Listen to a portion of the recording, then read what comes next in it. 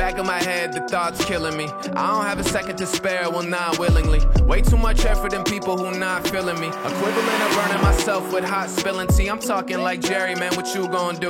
I need to pick up like half court, 2-on-2s. Guess it's just another obstacle I move on through. While I'm looking at the runway that I flew onto. Ooh, go. Bonjour à tous les amis, j'espère que vous allez bien. Une voiture que vous avez été nombreux à me demander. À chaque fois que j'ai essayé une BMW Motorsport, c'est la BMW M3 E30. Là, j'y trouve un exemplaire, vous allez voir, dans un état clinique, une M3 E30 Evolution 2, grâce à quelqu'un que vous êtes nombreux à connaître, puisqu'il passe souvent sur TF1, Mathieu Lamour. Salut Mathieu, comment tu vas ? Salut Nicolas, ça va ? Bon, bah là tu m'as trouvé un bel exemplaire. N'est-ce pas ? Voilà, on ne pouvait pas faire mieux. Alors, que ce soit l'extérieur ou l'intérieur, on est sur une voiture dans un état extrêmement rare. Cette voiture, elle n'est pas là par hasard, puisqu'elle va être présente à la prochaine vente aux enchères Arcurial, le 2 juillet. Exactement. Est-ce que tu peux nous en dire un peu plus ? Oui, le 2 juillet, évidemment, on a tissé, lorsque j'ai repris Arcurial Motorcars, le département automobile de la maison Arcurial, qui était dirigé par Hervé Poulain jusqu'en 2010. Et bien, lorsque j'ai repris ce département, j'ai tissé des partenariats avec des grands événements automobiles, tels que le Salon Rétromobile, qui est le salon international de la voiture de collection à Paris, chaque année, au mois de février, et l'événement un peu plus sportif, Le Mans Classique, qui est le revival de ces célèbres 24 heures du Mans, course mythique évidemment et mondialement connue et reconnue. Tous les constructeurs voulaient absolument piloter, participer aux 24 heures du Mans. Et donc lors de cet événement qui a lieu tous les 2 ans, nous tenons cette vente aux enchères qui est un des événements importants de cet événement international où tous les collectionneurs du monde entier se rejoignent et participent à la course, etc.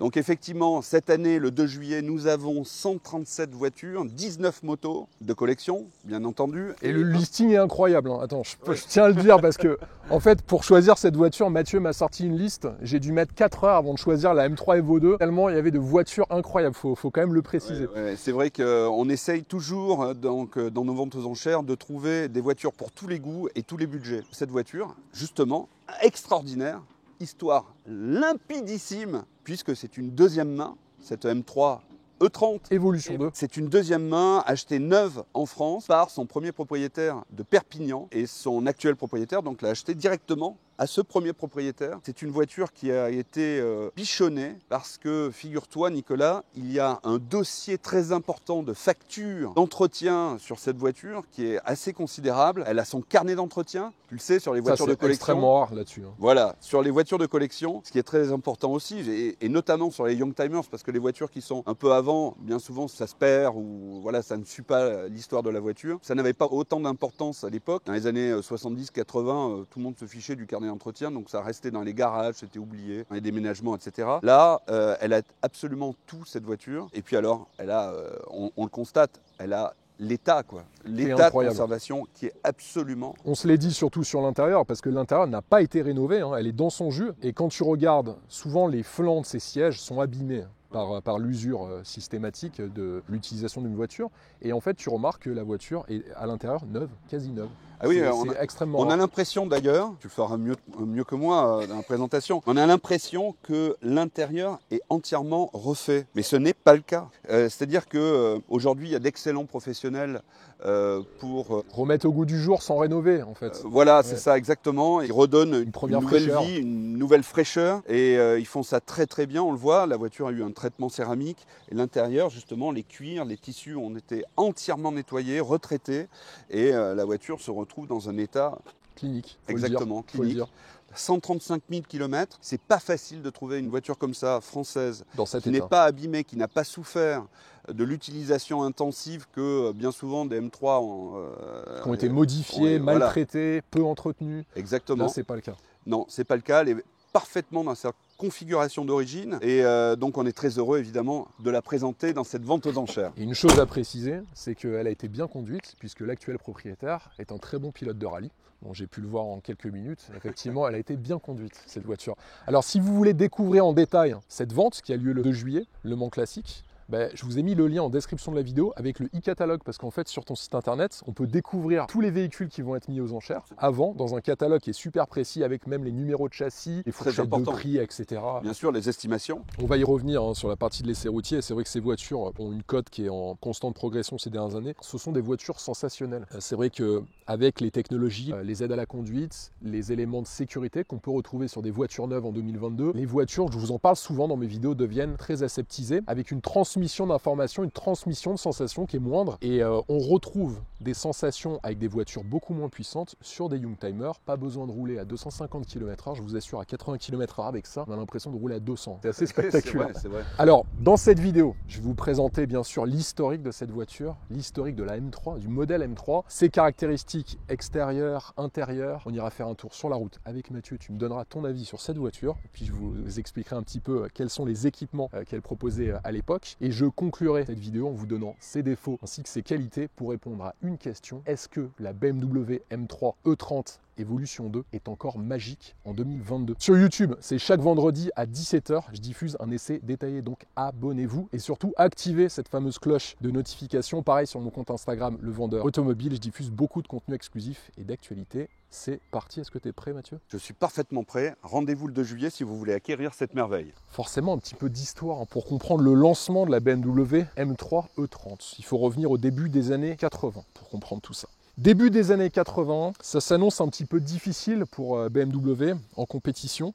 Après les grands succès dans les années 60 et 70 des BMW série 02 3 litres CSL, le département Motorsport cherche à lancer une voiture compétitive pour gagner le championnat d'Europe des voitures de tourisme. À l'époque, ils étaient très impliqués en Formule 1, donc ça leur prenait énormément de temps et surtout beaucoup de budget. Mais ils décident en 1982 de lancer la BMW 528 E28 Groupe A dans ce fameux championnat. Malheureusement, c'est un échec total. La voiture n'est pas assez profilée, trop lourde, pas assez puissante et il ne gagne aucune course. 1984, là en revanche, il lance la 635 en compétition Groupe A, qui elle connaît plus de succès puisqu'elle gagne les 24 heures de Spa et surtout elle devient championne d'Europe. Mais la concurrence fait rage, notamment avec l'apparition de concurrents qui ont des turbos dans leur moteur. Donc je pense au Ford Sierra Cosworth, aussi les Volvo 240 et la voiture devient difficile à mettre en compétition face à ces nouveaux arrivants avec une voiture également trop lourde. Donc il penche sur un nouveau modèle plus léger, plus racé et plus raisonnable d'un point de vue financier. Voici le cahier des charges de la version de compétition de la M3 E30. À la tête de ce projet, l'ingénieur qui a développé le châssis de l'Audi Quattro, Thomas Hammerschlager, et d'un point de vue motorisation, on prend l'ingénieur maison Paul Roche. Il y a une chose très importante, c'est que pour homologuer en groupe A et groupe N cette voiture en compétition, il faut absolument qu'il y ait à minima 5000 unités qui soient produites de série. C'est là que la BMW M3 fait son entrée. La version de série de la M3 a été présentée au Salon de Francfort en 1985, commercialisée en France à partir de 1987. Il faut savoir qu'elle était assemblée sur une ligne de production différente des BMW E30 standard, uniquement par les ouvriers les plus qualifiés du constructeur bavarois. C'est pour ça qu'il y a une petite différence de finition entre une M3 et une E30 standard. Sur les M3, vous allez avoir un détail de finition et un niveau d'assemblage qui est un petit peu plus élevé. À l'époque, elle avait plusieurs concurrentes, la Ford Sierra Cosworth, l'Audi Quattro, la Mercedes 190E Evolution, et au fur et à mesure des années, BMW a sorti de nouvelles évolutions de la M3 E30 avec l'Evo 1, l'Evo 2, la Sport Evolution, je vais y revenir d'ici quelques instants, non seulement pour faire face à cette concurrence en perpétuelle évolution, mais aussi pour pouvoir homologuer de nouvelles pièces en compétition, et ça c'est une technique qu'ils avaient déjà mis en place dans les années 70 avec la mythique BMW 3 litres CSL.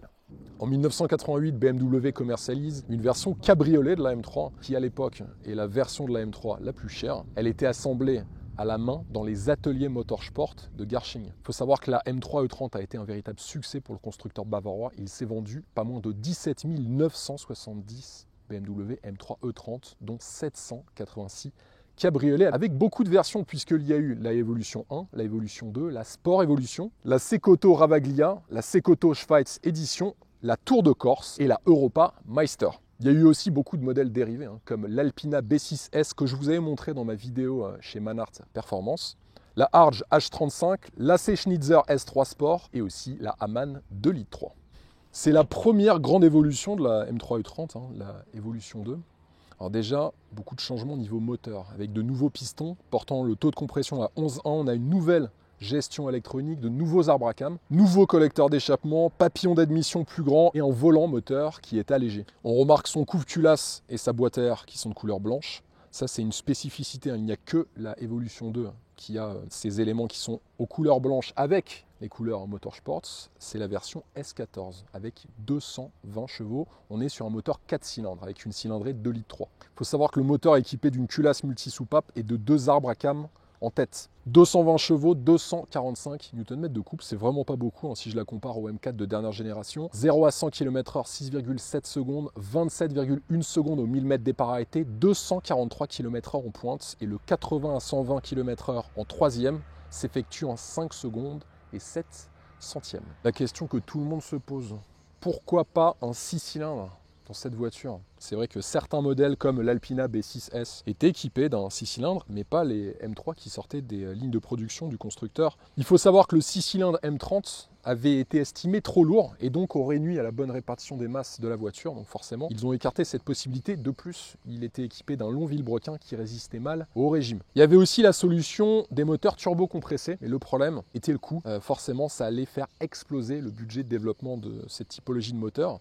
Aussi un point très important, à l'époque, BMW était engagé en Formule 1, comme je vous l'indiquais, et le département Motorsport avait à sa tête le fameux et célèbre Paul Roche, qui avait acquis une très grande réputation dans le développement de moteurs multi-soupapes, avec en Formule 1 le mythique Megatron M12, un moteur 4 cylindres hyper performant. Il faut savoir que ce moteur S14, c'est ni plus ni moins que le même moteur que la BMW M1, c'est-à-dire le moteur M88 amputé de 2 cylindres. C'est pour cette raison qu'il ne fait que 4 cylindres. Sachez qu'il y avait un rapport de pont spécifique sur la Evo 2, tout comme sur la Sport Evolution. Voilà pour le moteur. Alors sur les teintes extérieures, sachez qu'il n'y en avait que 3. Sur la version Evolution 2, vous aviez le Misano Rot, le Nogaro Silver et le Macao Blau, ce bleu foncé magnifique qui équipe notre modèle d'essai. Nicolas, franchement, bravo, parce qu'on ne peut pas t'apprendre grand-chose sur le côté technique de l'automobile.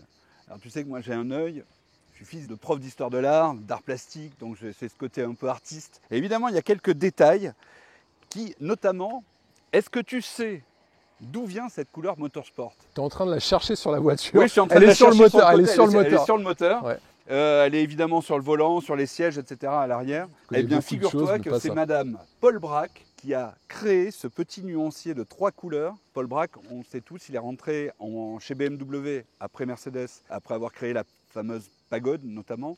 Il est rentré chez BMW en 1969. C'est lui qui a créé la E21, la E24, etc., la 635, la célèbre 635, et qui a dessiné ce merveilleux prototype de la Turbo, qui était finalement ce qui a donné la M1 plus tard. Et il fallait créer ce petit sigle Motorsport. Et c'est Madame Bracq qui a créé ce petit sigle avec ces 3 couleurs. C'est étonnant. Est-ce qu'elles ont une signification, ces couleurs? Justement, c'est la question que j'avais posée à Madame Bracq. Et figure-toi qu'elle m'a dit non, j'ai trouvé ça joli comme ça. J'ai pris ce petit nuancier. J'ai trouvé que ça allait bien, ça faisait sportif. Voilà. Comme quoi, tu vois, toutes les couleurs n'ont pas forcément des significations, un peu comme certains logos chez des constructeurs automobiles. Merci Mathieu pour... Avec plaisir. Sur la carrosserie de cette Evolution 2, il y a des spécificités qui sont invisibles, comme le bouclier avant et arrière, qui sont allégés, tout comme la malle arrière. On a un vitrage qui est plus fin. Également, il y a une lèvre supplémentaire sur le bas de bouclier à l'avant. Exit les feux anti-brouillard qui sont remplacés par des écopes à droite et à gauche du bouclier à l'avant du véhicule pour permettre l'amélioration de refroidissement du système de freinage. Et à l'arrière du véhicule, vous avez en fait un déflecteur qui est posé sous le béquet d'origine. Donc vous avez en fait une sorte de double béquet sur l'arrière du véhicule qui accentue ce côté sportif sur l'arrière de la voiture. Commun à toutes les BMW M3 E30, vous avez des ailes élargies à l'avant et à l'arrière du véhicule entièrement en acier qui sont intégrées à la carrosserie, contrairement aux BMW 2002 Turbo sur lesquels, je vous le rappelle, je vous le mets en insert, vous aviez des élargisseurs d'ailes avec des vis apparentes. Ça apporte beaucoup d'harmonie à la voiture, mais aussi et surtout pour les voitures destinées à la compétition, ça permettait d'installer des roues plus grandes que celles de série, qui sont de 16 pouces de série. Vous pouviez en compétition installer des roues d'une taille de 17, voire même 18 pouces, dans certains cas sans aucun aucun souci. Alors ça fait référence aux Audi Quattro de l'époque, qui avaient des élargissements d'ailes qui étaient intégrés à la carrosserie. Il y a aussi, pour joindre les passages de roue de la voiture, des jupes latérales qui sont peintes, elles aussi en couleur carrosserie. Sachez que le pare-brise et la lunette arrière sont collés pour rigidifier la caisse. Au final, la seule pièce de carrosserie qui est commune entre les M3 et les BMW E30 standard, c'est le capot moteur du véhicule et c'est tout. Quasi aucune option était proposée au catalogue de la M3 Evolution 2. L'objectif, c'était la légèreté maximale. Pas de vide de custode entrebâillante, pas de climatisation. La climatisation était ajoutée sur certains modèles post-production chez le concessionnaire, très souvent, ou chez des spécialistes de la marque BMW. Pareil pour la sellerie de la voiture, vous aviez des sièges qui n'étaient pas en cuir, ils étaient mi-tissu, mi-cuir, avec sur la sellerie en tissu une magnifique finition en carreau, et le sigle Motorsport sur le dossier des sièges. On est clairement dans une voiture qui était axée pour le sport. Rien d'autre. Apparition d'un rétroviseur intérieur éclairant, de seuil de porte spécifique ainsi qu'un repose-pied badgé Motorsport. Et puis au centre de la console centrale, vous aviez une plaque, et c'est le cas sur le modèle que j'essaye, c'était le cas d'ailleurs sur toutes les Evo 2, siglée FIA avec la numérotation de votre modèle, car cette voiture a été produite à 500 exemplaires seulement, et ça c'est la numéro 401. Sur son prix à l'époque, elle était affichée à 299 000 francs, soit environ 45 000 euros si je le convertis directement en euros, sans prendre en compte l'inflation bien sûr. On parle d'une voiture de 1988, attention. Aujourd'hui, la cote a excessivement évolué vers le haut, malheureusement, pour les passionnés qui souhaitent s'offrir ce genre de véhicule, puisque on est sur des prix allant de 80 000 jusqu'à 130 000 euros pour des exemplaires qui sont très peu kilométrés et dans un état clinique. Et celle-ci va être affichée dans une fourchette comprise entre 80 et 120 000 euros. C'est vrai que c'est dommage sur ces voitures, mais on prend tellement de plaisir à la conduire, vous allez vite vous en rendre compte d'ici quelques minutes qu'on comprend pourquoi certaines personnes sont prêtes à signer un chèque de plus de 100 000 euros pour une voiture qui a 35 ans. En ciel de toit gris anthracite, siège sport comme je vous l'indiquais avec cette sellerie mixte cuir tissu, volant sport en cuir s'il vous plaît. Alors les volants à 3 branches comme j'aime avec les couleurs Motorsport, vous pouvez les voir juste en bas du volant. Vous avez le thermomètre de température d'huile qui est à la place de l'économètre et un soufflet de levier de vitesse et de frein à main qui sont en cuir. La voiture, elle est très épurée à l'intérieur. On est loin des productions actuelles. On sent que la voiture, à l'époque, était destinée au sport et pas nécessairement à faire des voyages de 1500 km d'une traite. Perso, j'adore. On revient à l'essence même d'une voiture plaisir, de la légèreté et le strict minimum en termes d'équipement. Et ça, j'adore.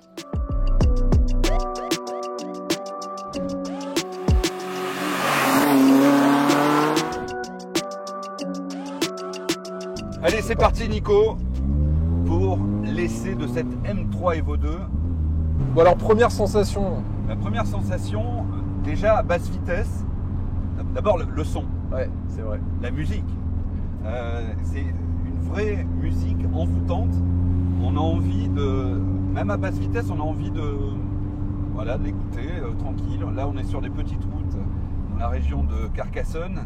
C'est splendide, évidemment. Je sais que je suis né dans le sud-ouest. Évidemment, c'est une région que j'affectionne particulièrement, qui est chère à mon cœur. Là, on est vraiment tranquille. Alors, j'aime beaucoup, je trouve qu'on est très très confortablement installé. C'est vrai. Pour une voiture qui a plus de 30 ans, c'est vrai qu'à l'intérieur, tu peux envisager des voyages au long cours sans aucun souci. Exactement. Et comme je te disais il y a quelques minutes, moi, ce qui me marque tout de suite, c'est vrai que c'est cette sensation de rouler doucement, mais avec une sensation de vitesse qui est omniprésente. Bien sûr. Là, tu roules pas très vite, tu es à 60, 70. Là, on n'est pas vite du tout. Ouais. Et déjà, c'est plaisant. Et j'aime bien, moi, essayer même des voitures de sport déjà à basse vitesse, pour me rendre compte de l'auto, de ses suspensions, de son confort, etc., de sa musique. Ça, déjà, c'est... Voilà. Bon, alors là, c'est la route parfaite pour un peu attaquer. Avec des freins, par contre, d'un autre âge. Le seul truc, là, c'est vrai que le freinage, c'était pas le point fort de l'auto. Pas du tout, même. C'est le virage qui se referme. On sent que c'est assez joueur. Déjà, la tenue de route... Elle est très saine, en fait. Elle est très, très saine. Alors, c'était un freinage qui était repris des séries 5 de l'époque. Et c'était un de ses grands défauts à l'époque. Elle était souvent critiquée pour ça. Le freinage n'est pas exceptionnel sur cette voiture. Alors le couple, pas exceptionnel. Ça fait du bruit, mais ça relance pas fort. En fait, comme toutes les BM, il faut monter dans les tours. Ouais. Là, on a beaucoup plus de sensations. Bon, cette voiture, alors tu l'as aimée ou pas? Oui, j'adore, je l'adore. En fait, si j'habitais en province comme ça, pouvant bénéficier de routes comme ça, de petites routes magnifiques avec des virages splendides, bah oui, j'achèterais une M3. Franchement, je trouve que c'est une voiture très utilisable, facile, même utilisable au quotidien. C'est clair. Voilà. Et puis avec, attends, quelque chose à préciser, souvent on dit que c'est des voitures qui consomment. Là c'est un petit 4 cylindres, c'est pas une grosse cylindrée. Il faut savoir que c'est des voitures qui consommaient aux environs des 10 litres. Quand tu tirais dedans 15 litres avec un grand réservoir, 70 litres sur les Evo 2, alors que sur la Sport Evolution, tu n'avais que 63 litres. Donc tu perdais 7 litres. Ouais, tu perdais 7 litres sur les Sport Evo. Et donc du coup, c'est une voiture avec laquelle tu peux faire 600-700 km en roulant cool sans aucun souci.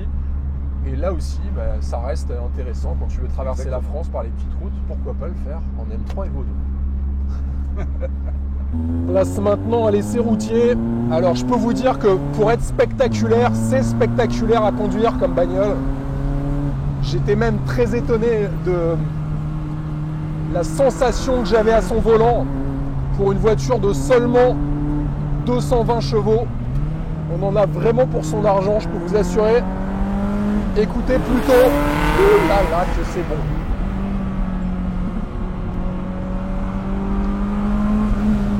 On dirait presque qu'on est dans une spéciale de rallye. Tant la voiture vous incite à accélérer, quoi, à forcer. Il est clair que c'est une voiture avec laquelle vous avez envie de vous amuser. Même si le freinage, on n'est pas sur du carbone céramique, hein, mais oh là là, regardez plutôt. Qu'est-ce que c'est bon. Oh là là. Bon, sur les suspensions de type McPherson à l'avant, demi-train tiré sur l'arrière, avec des amortisseurs fournis par Bosch. Il faut savoir qu'en 1988, je vais un peu me calmer, en 1988, en option étaient proposées des suspensions pilotées fournies par Bosch, avec 3 lois d'amortissement, normal, sport et confort, pour encore améliorer l'agrément de conduite et l'efficacité de la voiture.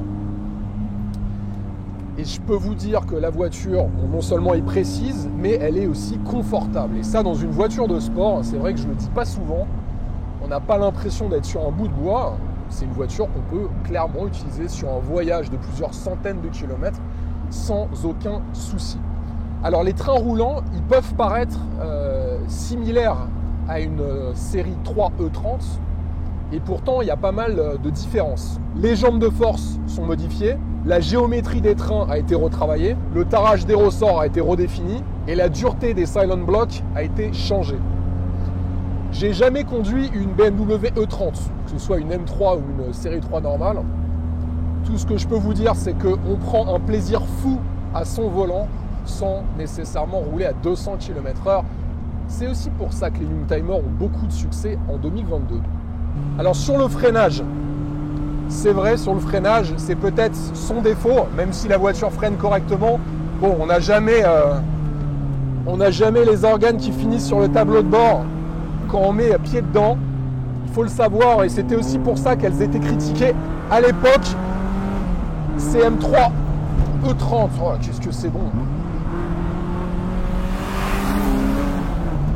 Alors on a un freinage qui est emprunté à la 535i E28 avec un freinage à disque, bien sûr, des disques de frein de 280 mm à l'avant, 282 mm sur l'arrière, avec des étriers à simple piston.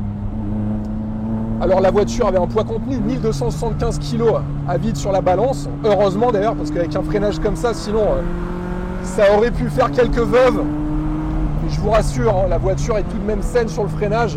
Moi, si je devais en faire une voiture avec laquelle j'ai envie de faire un petit peu d'école de montagne, la seule chose que je modifierais, c'est pas la puissance, mais c'est bien le freinage. Oh là là, qu'est-ce que c'est bon, je vous assure, la voiture hyper saine, elle ne part pas du cul. Et pour une propulsion, on s'attend à ce qu'elle soit super joueuse, et la voiture est plutôt saine. Je dirais même par rapport à une M4 que j'ai essayé sur circuit la semaine dernière à l'OEAC avec Yann Lejosec, que je salue au passage, en drift, la M4 est limite plus joueuse. Celle-ci a un châssis extrêmement sain. Et je vous rappelle, hein, à l'époque, il n'y avait pas d'aide à la conduite dans les voitures. Hein. C'était con.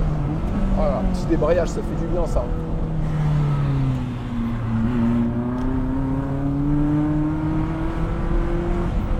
Oh là là, qu'est-ce que c'est bon, je vous assure, on prend plus de plaisir que dans une voiture de 2022. C'est génial. Oh là là, qu'est-ce que c'est génial. Alors je vous assure, j'avais jamais conduit une voiture de 1988 de sport. J'avais conduit la Testarossa, mais ça, on s'éclate au volant, on s'éclate, je vous assure. Et seulement 220 chevaux, light is right. Ce fameux dicton qui dit que la légèreté est en fait pertinente, ben ça prend tout son sens lorsqu'on conduit une M3 E30 Evolution 2. La puissance ne fait pas tout, mais le poids en revanche, ça joue beaucoup dans votre plaisir. Alors sur la direction, elle est très directe, très communicative, même s'il y a un tout petit peu de flottement, mais ça c'est l'époque qui veut ça, on n'est pas sur la précision d'une direction servotronique de 2022, vous en doutez, mais pour le coup, on est en communion avec la route. Hein. Là, c'est rapport direct, pas d'électronique. La voiture vit dans vos mains, on la sent et on a cette sensation de maîtrise, même si je ne suis pas un pilote, je vous assure. On contrôle la voiture hein, avec son rythme, hein, bien sûr, mais on la contrôle et ça, c'est super agréable.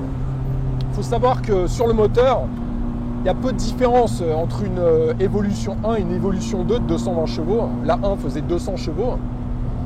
Il faut vraiment passer sur la Evo 3 appelée Sport Evolution pour voir une différence notable. La Sport Evolution, c'était 238 chevaux. Et une chose importante, il y a un rapport de pompe plus long sur les Evo 2 et Evo 3, ce qui fait qu'à 80 km/h, on est obligé de passer le rapport supérieur. Donc on a un effet de perte de puissance par rapport à la Evo 1. J'ai pas essayé les deux, mais c'est ce que des propriétaires m'ont raconté.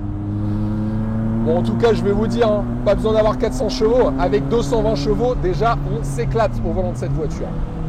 Alors sur les perfs, 6 secondes 7 de 0 à 100, bien assez pour s'éclater.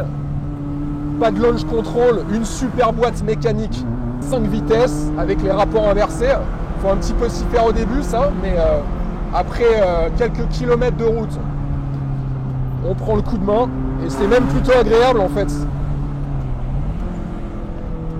En plus il y a le pédalier qui est propice au talon pointe, ça j'aime beaucoup. Oh là, j'adore.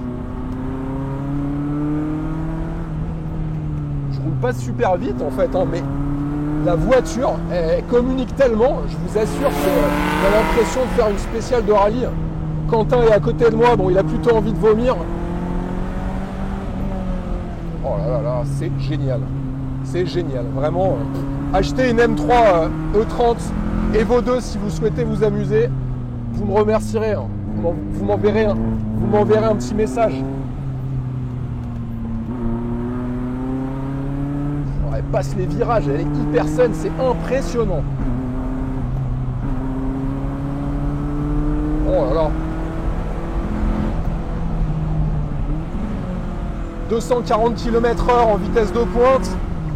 Bon, pareil, hein, dans les années 80, c'était incroyable. Ça l'est beaucoup moins en 2022. Bon, en même temps, en 2022, les limitations de vitesse vous empêchent de tester ces voitures ultra puissantes. Mais quel bonheur cette voiture. On s'éclate au volant. Je vous assure, une M3 E30, c'est du plaisir en bas. Hein. Oh là là. Petit talon pointe des familles.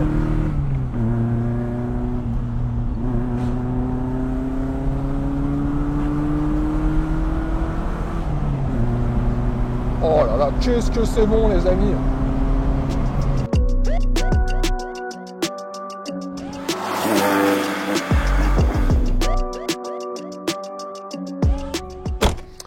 Il faut maintenant conclure l'essai de cette mythique M3 Evo 2, Mathieu. On l'a aimé. Hein. Moi, je l'ai beaucoup aimé. Alors déjà, je suis fan de BM à la base, j'en ai eu beaucoup. Mais tu vas me dire ce que tu en as pensé. Alors moi, parmi ses défauts, ce que j'ai trouvé, c'est vrai que c'est une voiture dont la cote ne fait qu'augmenter ces dernières années. Elle est de plus en plus rare. Pas de climatisation sur tous les modèles. Comme je vous l'ai indiqué tout à l'heure, la climatisation était installée post-production, souvent en concession, et avec la canicule qui est en ce moment, c'est vrai que c'est un peu compliqué. Enfin, pardon Nicolas, là, on est dans une voiture de sport, une voiture de rallye. Ah clairement. Tu crois qu'en rallye, il y avait de la clim? Non, c'est là pour le sport. Ah ouais, c'est voilà. clair. Elle a été créée d'ailleurs pour le championnat de tourisme groupe A de l'époque. Exactement. Ouais.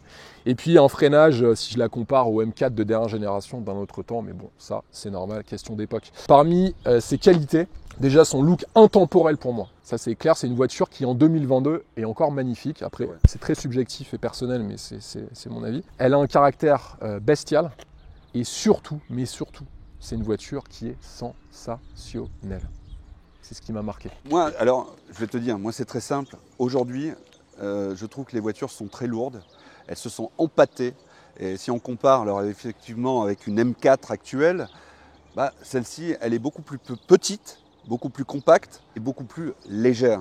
Et c'est vrai que la légèreté, bon, Colin Chapman, évidemment, on l'avait bien compris depuis très longtemps, mais la légèreté, c'est vraiment le secret. Quand on compare poids-puissance, avec une voiture comme ça, on se régale. Et puis c'est d'une agilité sur les petites routes. Ici, c'était un régal absolu. J'adore les sièges. Je trouve qu'on est très très bien maintenu. C'est vrai. Voilà. Enfin, et puis la ligne. Moi, je dois dire que j'adore. Chez Mercedes, il y avait la 190E. Évolution. Il y avait eu aussi l'Evo, oui, qui était un autre modèle encore plus exclusif. Exactement. Alors, c'était une 4 portes. Ouais. Il faut dire que la première M3, c'était une 4 portes aussi, la E30. Mais celle que l'on retient vraiment, c'est la mère de toutes les M, je dirais, de toute la série des M. Je mets à part, évidemment, la M1. Bien sûr. Mais voilà, c'est celle qu'il faut avoir, quoi. Pour moi, je pense qu'en tout cas, c'est ma préférée. C'est celle sur laquelle je rêvais quand j'étais adolescent. Ouais. Voilà. Tu sais, au musée BMW, à leur siège, là, quand tu arrives dans la section Motorsport, ouais, qu'est-ce que tu as? Tu as une M3 E30 Sport Evolution, qui était en fait la Evolution 3. Certains appellent Evolution 3, mais exactement, elle s'appelait Sport Evo. Comme quoi, cette M3, c'est le début du mythe Motorsport, tout simplement. Les amis, n'oubliez pas, vente Arcurial le 2 juillet. Exactement, toute la journée. Grand spectacle. Grand spectacle, avec Mathieu qui va peut-être chanter, je ne sais pas, pendant la vente, si tu es en forme. En tout cas, je vous ai mis le lien en description de la vidéo, donc si vous voulez participer à cet événement ou aller voir la brochure électronique qui est super complète avec des super belles photos, vous pouvez cliquer sur le lien que je vous ai mis en description de la vidéo sur YouTube. C'est chaque vendredi à 17h, je vous diffuse en essai détaillé, donc abonnez-vous, mais surtout activez cette fameuse cloche de notification, pareil sur Instagram. Je diffuse beaucoup de contenu exclusif et d'actualité. Mathieu, je tenais à te remercier. Merci beaucoup pour m'avoir permis de faire cet essai. C'est toujours un plaisir, c'est quand tu veux. Ah écoute, ne me dis pas ça, parce qu'attention, je vais t'appeler souvent, mais j'espère qu'on aura l'occasion de faire d'autres essais ensemble. Avec plaisir. Et moi, je te dis bonne vente pour le 2 juillet. Merci beaucoup. Salut Mathieu. Merci beaucoup. Allez, bye. Bye bye. Salut les amis.